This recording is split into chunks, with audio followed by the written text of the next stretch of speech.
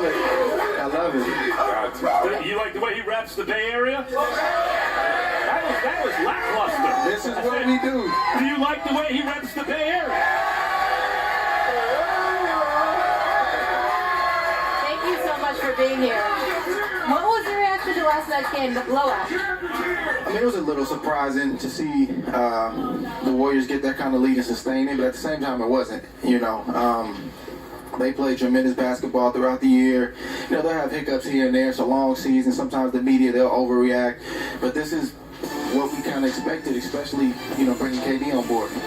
Andre, you and I have known each other for some years now, worked together, and I've seen you when you're just working, a broadcast or something, and when the fight is approaching, and you have a big fight approaching right now, and that's two different Andre Wards. You have your game face, you can already see it on. Absolutely.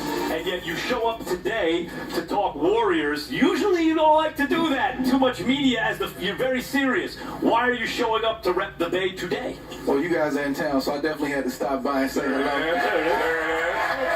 First and foremost, it's a big fight, and really, to be honest with you, I approach every fight the same, and I know you hear athletes talk like that and say those kind of things, but in my career and where I'm at, I don't have a lot of room for error, so I got to approach them the same way, and this is a fight that deserves to be talked about. So, I got to come out here and do things like this. Excuse me, my mic's a little out of place. Before I get my road work in this morning. And for people who don't know, the first fight, Ward Kovalev, was a classic. Andre looked like he was about to get knocked out early, somehow got up and won a great fight. I said during the broadcast, I broadcasted, only a great fighter can win this fight. Andre got a razor-close decision, won the fight. He's a great fighter. Hasn't lost since he was, 13? It's been a minute. Olympic gold medal.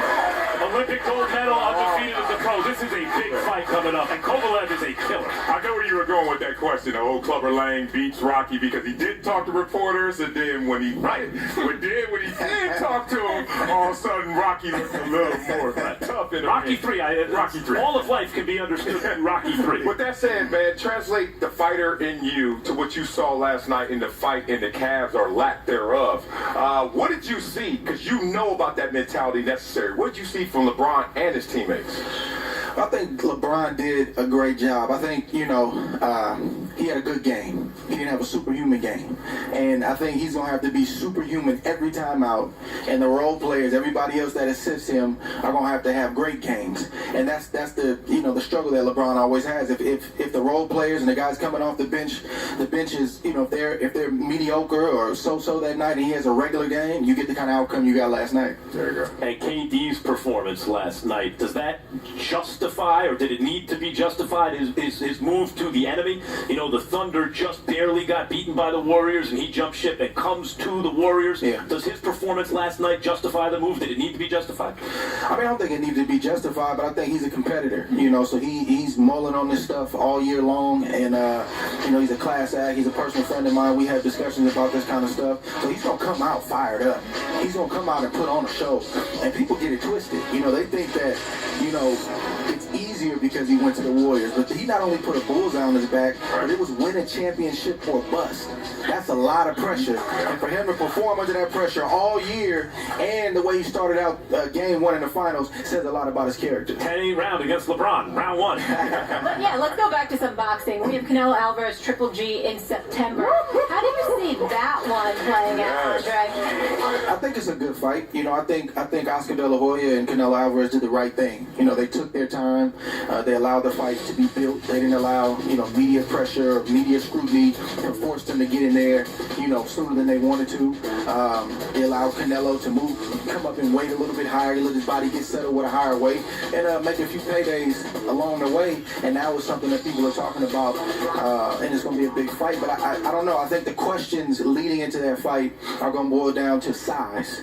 Is Golovkin too big for Canelo? It's tough to say, but that's the beautiful thing about our sport. They're going to have a date, just like I have a date coming up in a couple of weeks, and we're going to see who's going to rise to the occasion. All right, let's talk about another fight, a super fight in potential that doesn't have a date yet, and that's Conor McGregor versus Floyd Mayweather. I know, I want to see that spectacle, but for you as a real boxer, do you think that's going to help or hurt the sport of boxing? I don't think it can hurt. I think sometimes, we as fans, and I am a fan of the sport, and I am a fan of MMA as well, our cake and we want to eat it too. We want to partake of the build-up, the spectacle leading up to the fight. We want to be glued into that, and then we also want this tremendous fight, and that's understandable.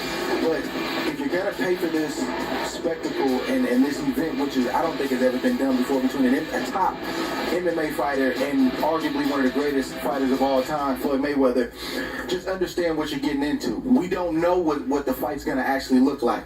Now, experts may have their opinion, we don't know. But if you're signing up, sign up for the spectacle, the build-up, the lead-up, and let's hope we get a great fight at the end of the day. However, we're pretty sure we're going to get a great fight on the 17th between you and Kovalev. 100%. And first, your prediction on that fight, Andre.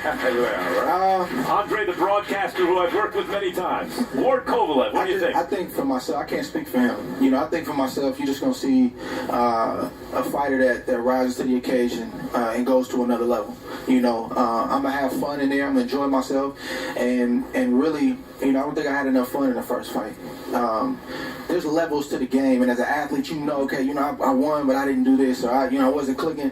I've been doing things in training camp that I haven't been doing in a long time. I feel like my legs are back. I'm feeling good because people got to realize I've had some stopping and going in my career, had some legal battles I had to push through, but this is the first time I've had consistent fights over an extended period of time, and I take full responsibility for the early part of the fight. But I'm also going to give myself and my team a lot of credit for the way we responded to adversity and the way we battled back. And you're just going to see a tremendous performance. Warriors or Cavs in how many games? Man. You know I'm going with the dub. That's get that off the table right there. Get that off the chest. I'll probably say 5. Okay. I'll probably say 5. Gentlemen, He's going to be out there smiling Say like they do. 5. Andre, thank you so much for being with us. Best of luck in the rematch. I Can't wait to appreciate it. see Thank that. Get it, brother. Coming up, Kevin Durant outplayed